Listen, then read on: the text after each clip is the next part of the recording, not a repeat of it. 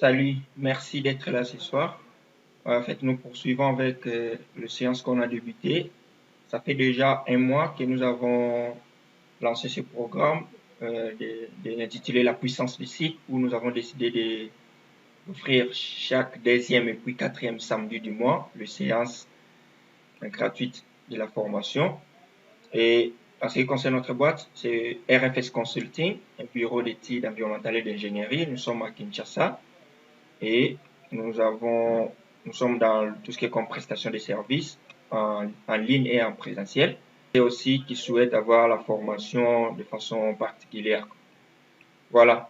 Pour aujourd'hui, en fait, c'est à la demande de l'un de nos abonnés sur la chaîne YouTube RFS Academia qui a souhaité qu'on parle un peu sur le géomarketing.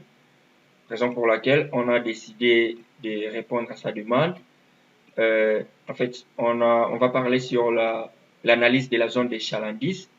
En fait, vous avez une entreprise et vous souhaitez comment le planter quelque part au lieu d'être toujours derrière le conquérant. Vous attendez quand le conquérant s'installe quelque part et puis vous le suivez. Mais cette fois-ci, c'est à vous d'analyser et puis être le premier à s'installer. Traiter les cas d'un supermarché et la zone, on va prendre la ville de Kinshasa, la commune de Kalam, parce on dispose de quelques données pour cette commune-là. Et on tient aussi à préciser que les autres données, en fait, sont des données fictives, un projet là fictif, mais juste pour vous faire voir comment procéder. Voilà, comme données de base, en fait là, vous avez l'image des fonds qui est là, c'est l'image de Google. Si je peux zoomer, vous allez voir que, voilà, nous avons l'image réelle, l'image satellite, l'image réelle de la zone. Et dans la prochaine vidéo, je vous ferai voir comment vous pouvez ajouter les images des fonds comme ça. Par exemple, là, la carte des fonds. Par exemple, là, nous avons Google, Satellite, il y a Bing Arial, il y a OpenStreet. Je vous ferai voir ça dans nos prochaines vidéos. Et ici, comme données de base, nous avons l'image de Google qui est là. Nous avons aussi si je peux d'abord désactiver le route. Voilà, je désactive le route. Nous avons les limites administratives. Voilà, je peux aussi désactiver d'abord l'image de Google. Voilà, nous avons les limites administratives, la limite des communes et nous avons là notre commune ciblée. Voilà. Ouais, c'est comme on fait d'habitude. J'ai préparé quelques données pour ne pas perdre beaucoup plus de temps, mais toutefois on va procéder ensemble pour voir comment y arriver. Et là, nous avons les limites des quartiers de notre commune cible. En fait, la commune est composée de 18 quartiers. On va voir ça. Et à part ça, nous avons par exemple là le route principale. Nous avons là les routes secondaires. Vous voyez que j'ai déjà tout appelé. Je ne fais qu'activer. Et si je peux aussi activer l'image Google, voilà. L'image Google est là. Je disais, il y a route principale, route secondaire et il y a le riz ainsi que le ruelle. Et à part ça, toujours, on va plus se focaliser sur notre commune ciblée. À part ça, nous avons aussi quelques données sur les infrastructures. Nous avons par exemple, voilà, soit je désactive d'abord l'image de Google. Si vous voyez en rouge là, ce sont les différents supermarchés de la ville de Kinshasa. Et sous forme de triangle là, nous avons tout ce qui est comme infrastructure. Ça peut être bureau administratif, ça peut être magasin, ça peut être supermarché, ça peut être station, ça peut être banque. Donc, en fait, c'est tout ce qui peut faire en sorte que les gens passent du temps là-bas, les gens qui peut faciliter la fréquentation ou bien la concentration des gens, parce qu'on va beaucoup plus se baser sur ces choses-là. On ne peut pas installer les supermarchés quelque part où, ou bien un endroit qui est moins fréquenté. Raison pour laquelle on se réfère à tous ces infrastructures de la ville. Et j'active l'image Google, voilà. Et par rapport à tout ça, avant de continuer, on va un peu voir d'abord tout ce qui concerne quelques notions de géomarketing. Voilà. Et voilà. En fait, le géomarketing, c'est une branche du marketing. Le géomarketing cartographie des données géographiques mais aussi sociale, en fait, comportementale et démographique. Il permet donc de croiser les données spécifiques de votre entreprise et celles recueillies sur la zone géographique étudiée afin de déterminer son potentiel. Et le but de ces travaux, c'est quoi? Parce qu'il y a des gestionnaires d'entreprise, il y a des gens aujourd'hui qui attendent seulement que les conquérants s'installent quelque part, puis le suivre. Mais avec de telles analyses, maintenant, vous ne serez plus obligé de suivre votre conquérant. Là où il s'installe pour que vous installez aussi votre boîte, ou boutique ou autre, ou entreprise. Et ça veut dire que vous serez le premier maintenant à s'installer parce que vous allez analyser pour savoir quel est le bon endroit pour s'installer. Une zone peut être intéressante si aux alentours, il y a par exemple un lieu de vie des clients potentiels, un lieu de travail des clients potentiels et une place centrale constituant un lieu particulièrement passant. Et parmi les bonnes questions à se poser pour déterminer sa zone de chalandise, nous avons par exemple, il faut savoir est-ce que en fait la zone est-elle desservie en moyen de transport, c'est qu'on va faire dans notre travail.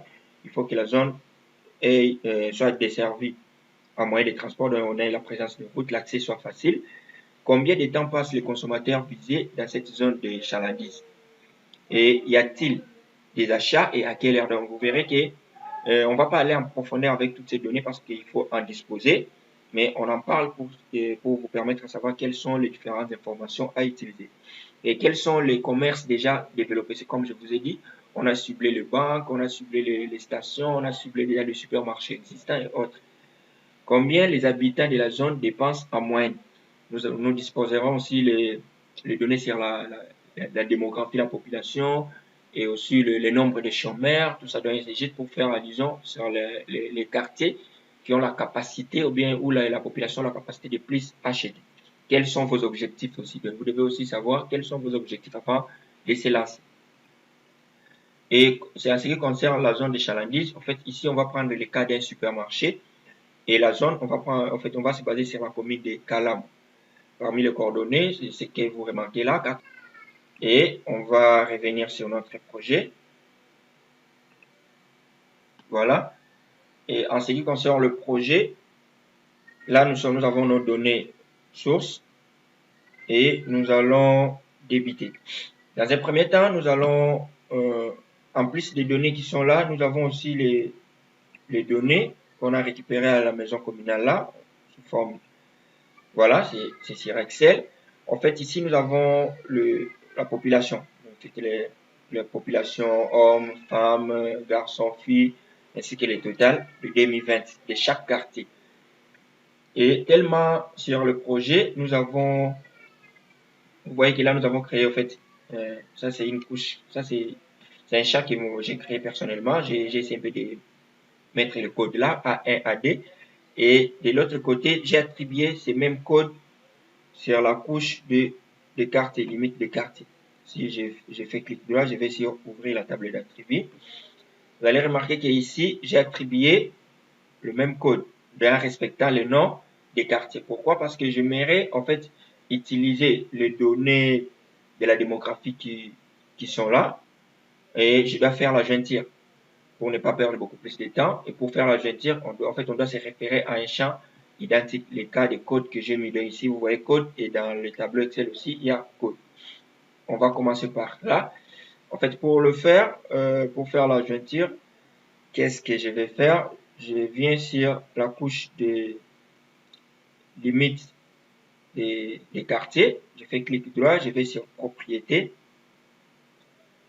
Et à partir de là, je vais descendre sur jointure, ce qui est là. Et vous voyez que jusque là, il n'y a rien. Je descends sur ajouter une nouvelle jointure. Et il y a plusieurs types de jointures. Je crois que je parlerai aussi en détail de ça dans nos futures vidéos. Il y a la jointure spatiale, il y a la jointure attributaire, ainsi de suite. Ce que je vais faire là, c'est la jointure attributaire.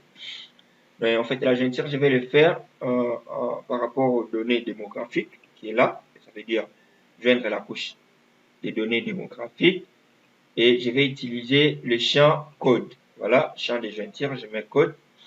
Et par rapport à la couche des limites des quartiers, je vais prendre comme champ de la couche ciblée, je prends aussi code. Comme je vous ai dit que ça doit être identique. Je veux que ce soit des jointures des tables éditables, donc ça veut dire on peut l'éditer, et je vais personnaliser les préfixes. En fait, je supprime tout ça, je laisse vide. Et une fois fini, je viens cliquer sur OK. Comme je vous ai dit, voilà, les données sont préparées pour ne pas perdre du temps. Après avoir cliqué sur OK, je clique sur appliquer et puis je vais valider. Ce qui nous permet d'avoir, parmi ça, ce sont les données finales, ce qui nous permet d'avoir, je ouvre la table d'attributs, voilà, ce qui nous permet d'avoir cette nouvelle couche. Vous voyez que sur cette couche des quartiers toujours, nous avons les différentes données sur la démographie qui s'est ajoutée là. Et maintenant, qu'est-ce que je vais faire? Tellement j'ai le nombre des populations, je vais maintenant calculer la superficie de chaque quartier. Je vais maintenant calculer la superficie de chaque quartier. Pour le faire, je vais sur la couche en question, je fais clic droit, je vais sur ouvrir la table d'attributs et à partir d'ici, je vais sur ouvrir la calculatrice des champs et je tiens encore à vous rappeler, vous devez utiliser la projection locale pour avoir l'unité en mètres.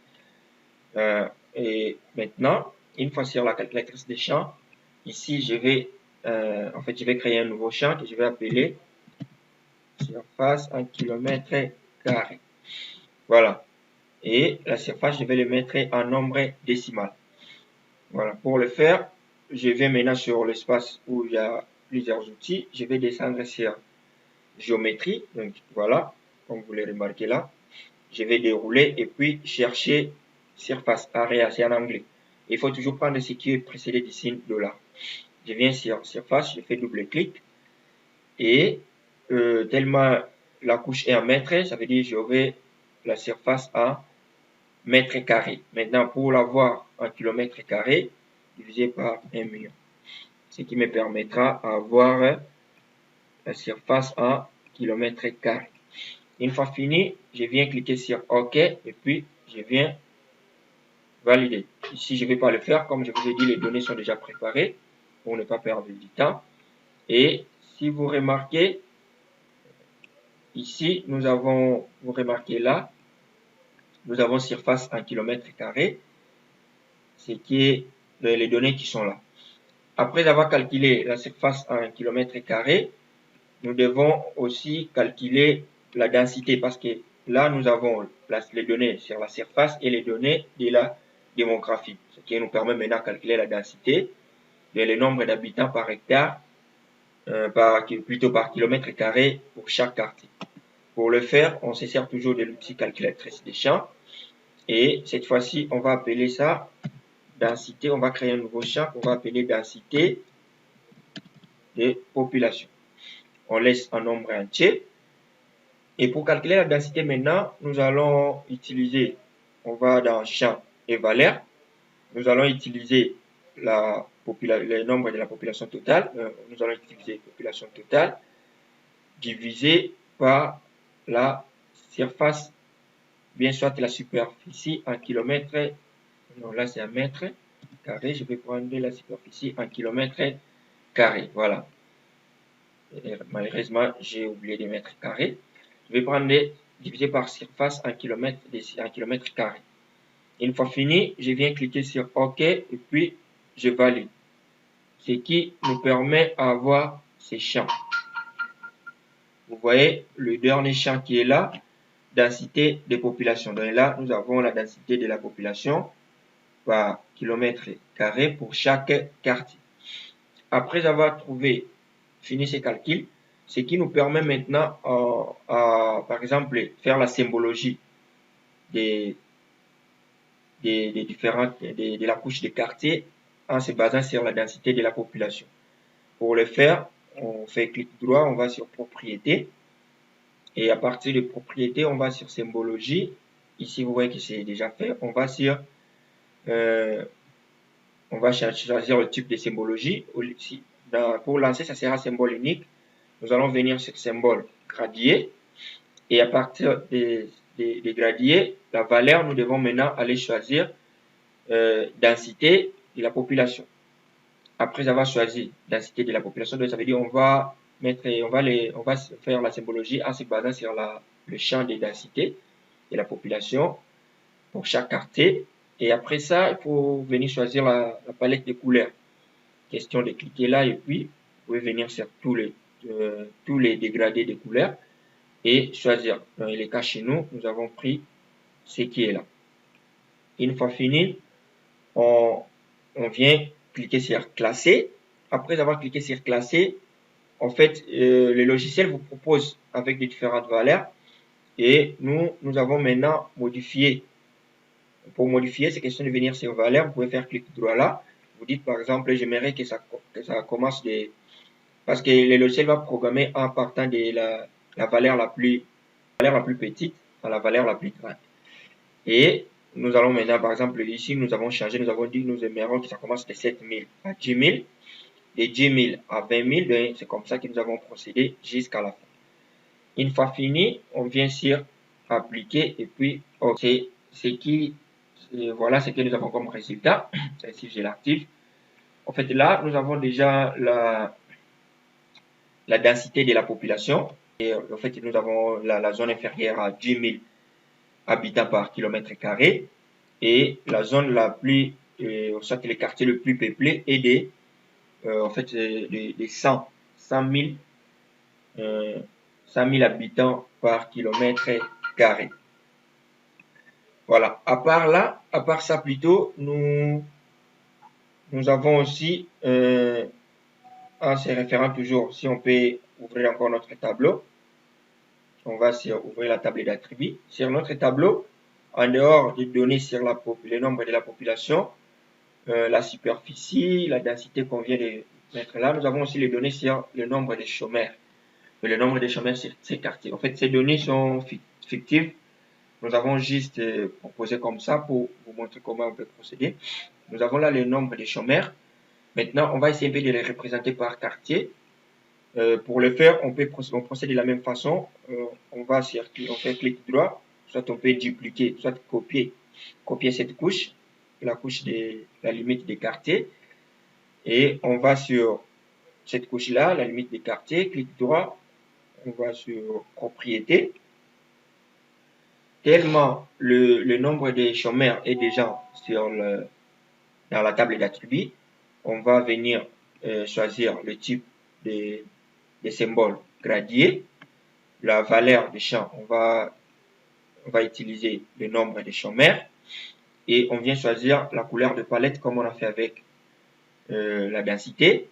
Et une fois fini, on vient cliquer sur classer. Dès qu'on clique sur classer, on a la possibilité de venir changer aussi le nombre de classes. Et ça veut dire que vous pouvez réduire comme vous pouvez augmenter. Nous, on a jugé bon mettre cette classe et on remarque que le quartier ayant moins de chômeurs, le nombre est de 920 et le quartier ayant plus, le nombre est de 6 000 plutôt 150 chômeurs. Une fois fini, on vient sur appliquer puis on va sur OK. Moi, je ne vais pas le faire pour ne pas perdre du temps. Les données sont déjà préparées. Voilà, et ça nous donne ce qui est là. Donc là, nous avons le taux de chômeurs, soit le nombre de chômeurs par quartier. Et concernant les critères que nous devons suivre là, en fait, nous allons d'abord cibler les quartiers ayant moins de chômeurs. Parce que on peut pas, en fait, un quartier où il y a plus de chômeurs, j'ai doute que le pouvoir d'achat soit quand même représentatif. Parce que les gens qui n'ont pas assez de moyens, comment ils iront dans les supermarchés pour acheter autre.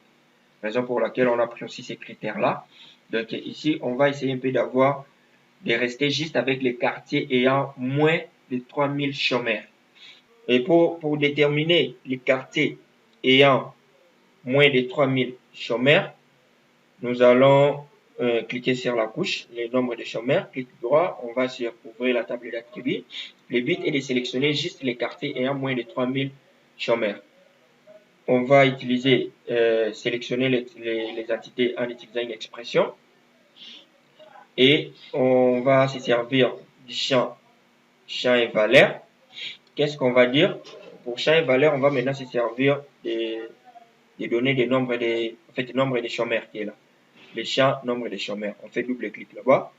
En fait, l'expression qu'on va utiliser, c'est question de dire que nous avons besoin des zones où le nombre de chômeurs est inférieur. Donc, on va sur opérateur pour choisir le signe inférieur et on va prendre le signe inférieur. Voilà. Voilà, je fais double clic sur le signe inférieur. Nombre de chômeurs inférieur et puis je vais taper 3000 plutôt. Mais ça veut dire nombre de chômeurs inférieur à 3000. Le logiciel va nous sélectionner tous les quartiers dont le nombre de chômeurs est inférieur à 3000. On vient sur sélectionner et puis on va fermer. Voilà, si vous remarquez, il y a juste quelques quartiers qui sont sélectionnés. Et si on se déplace pour voir le champ nombre de chômeurs, vous allez remarquer que tous les quartiers sélectionnés, le nombre de chômeurs sont en dessous de 3000. Après avoir fini à sélectionner, on réduit cette page et voilà. Là, nous avons des zones, en fait, des quartiers ayant moins de 3000 chômeurs. Maintenant, nous allons procéder à l'enregistrement de ces zones, de ces quartiers-là. On fait clic droit et puis on vient sur exporter. Exporter, puis on va cliquer sur sauvegarder les entités sélectionnées sous. Une fois clic là, il y a ce menu conceptuel qui se présente. Nom de fichier. On va cliquer sur parcourir, ce qui va nous ramener dans notre ordinateur. En fait, on va toujours sur notre projet, le projet déjà préparé. Et à partir de là, on va enregistrer ça. On va donner les noms de quartiers ayant moins de 3000 chômeurs. On vient sur enregistrer, puis OK. Moi, je ne vais pas le faire parce que c'est déjà fait. Et une fois fait, voilà ce que on obtient. On obtient ce qui est là, si on peut désactiver les autres. Voilà, là nous avons juste le quartier ayant moins de 3000 chômeurs. En ce qui concerne la densité, nous devons aussi cibler les quartiers ayant plus de population dans les quartiers le plus peuplés. Pour y arriver, on va procéder toujours comme on a fait avec le nombre de chômeurs. D'abord, voilà, en ce qui concerne la densité, c'est ce qui est là. On va faire clic droit, on va sur ouvrir la table d'attributs. On va toujours se servir de l'outil sélectionner les entités en utilisant une expression. On va utiliser les champs et valeurs. Et ici, on va prendre densité de la population. On fait clic droit. Donc, ici, on a besoin des zones où les zones ayant la densité supérieure à 15 000. Bon, si nous prenons le nombre de 15 000, on cherche l'opérateur. Voilà, on va prendre supérieur. Donc, ça veut dire densité supérieure. Et puis 15 000, je vais taper en se servant de mon clavier. Voilà, 15 000. Donc, les quartiers dont la densité est supérieure à 15 000. On clique sur sélectionner et puis on va fermer. Et si vous les remarquez, sur la table d'attributs, nous avons tous ces quartiers-là sélectionnés. Apparemment, celles des quartiers ont la densité inférieure à 15 000 habitants par kilomètre carré. Voilà. Et voilà ce que ça donne. Et nous procédons de la même façon. On va maintenant enregistrer ces zones. On fait clic droit, on va sur exporter, sauvegarder les entités sous. On va sur parcourir, ça nous ramène dans l'ordinateur, toujours sur notre dossier, le dossier projet créé déjà dès le début. Et là, on va appeler ça densité supérieure à 15 000 habitants. C'est une nouvelle couche qu'on va créer. On va sur enregistrer, puis OK. Moi, je ne vais plus le faire parce que c'est déjà fait. Après avoir fait cela, on obtient les données. Voilà, on obtient ce qui est là. Et ça, on peut les désactiver.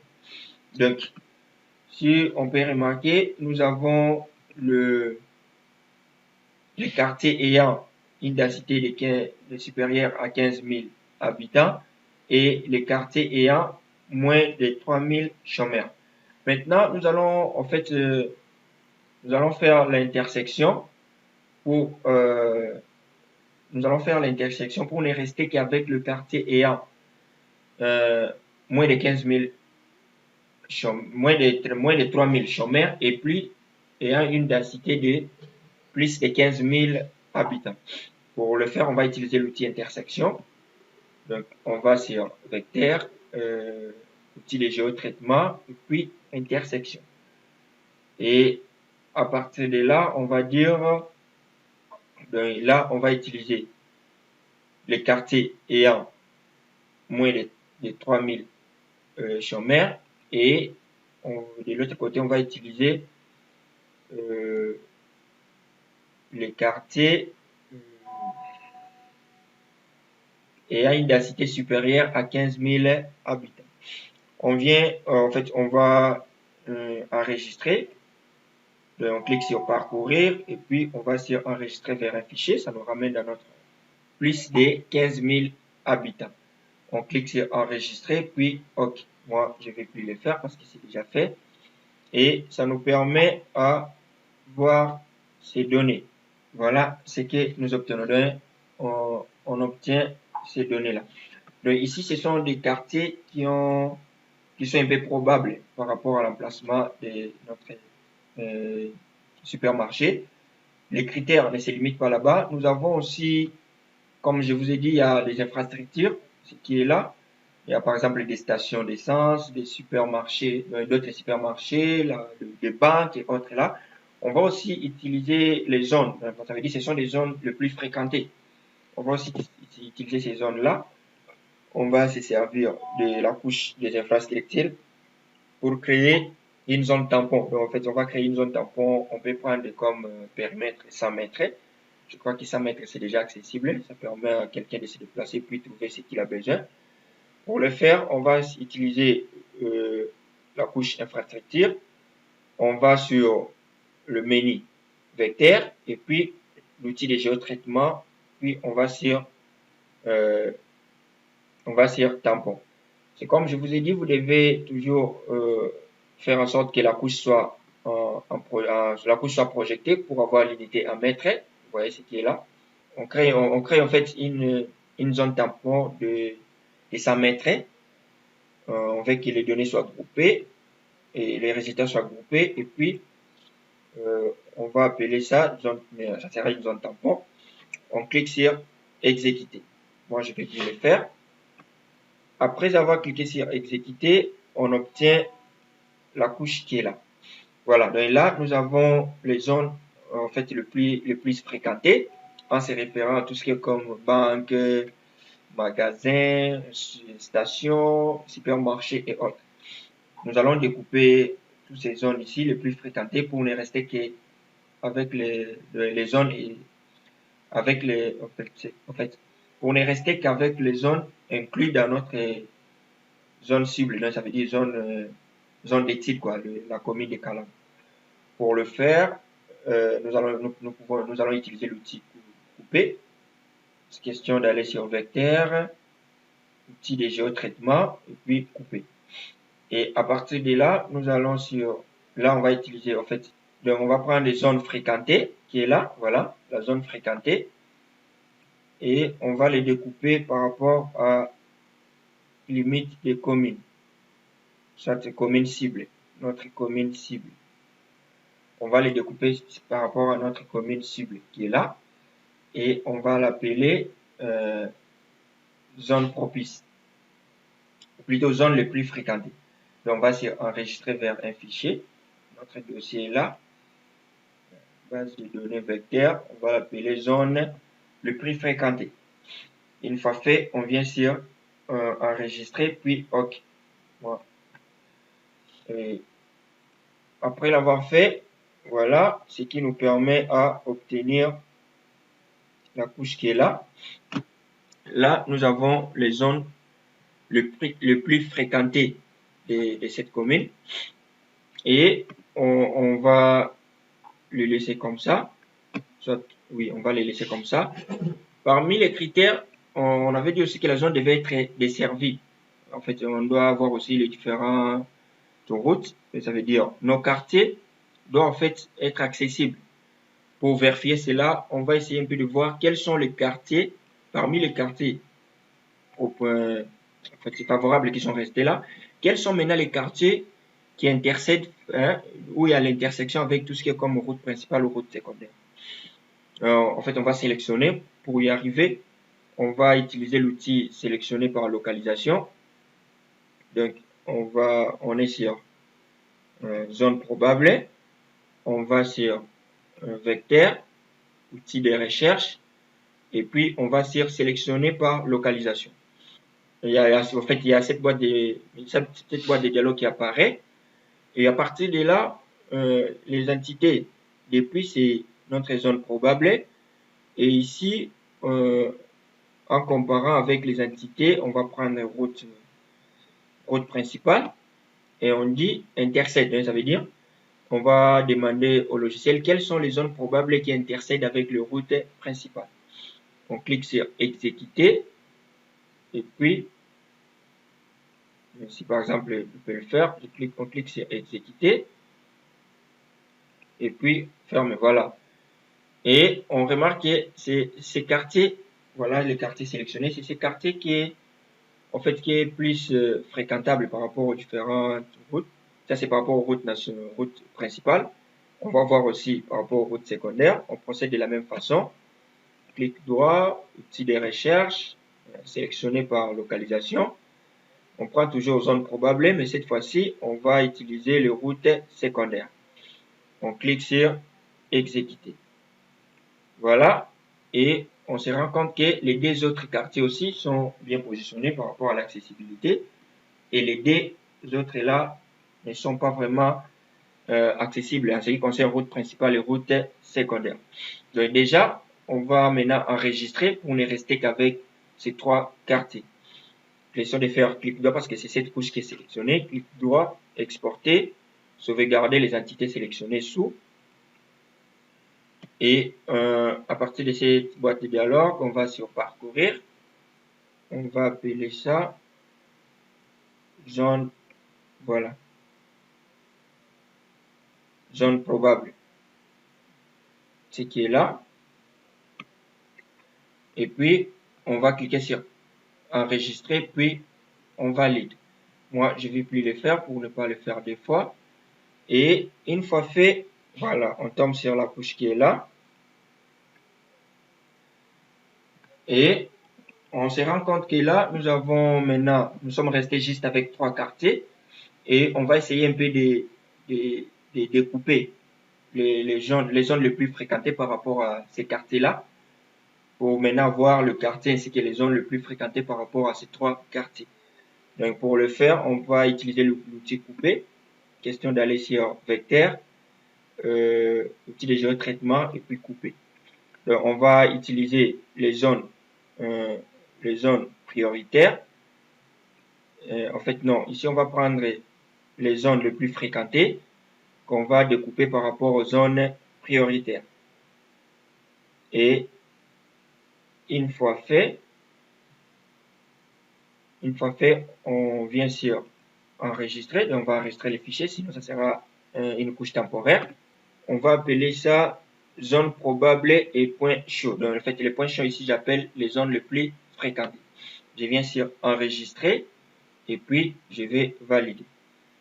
Une fois fait, nous obtenons plutôt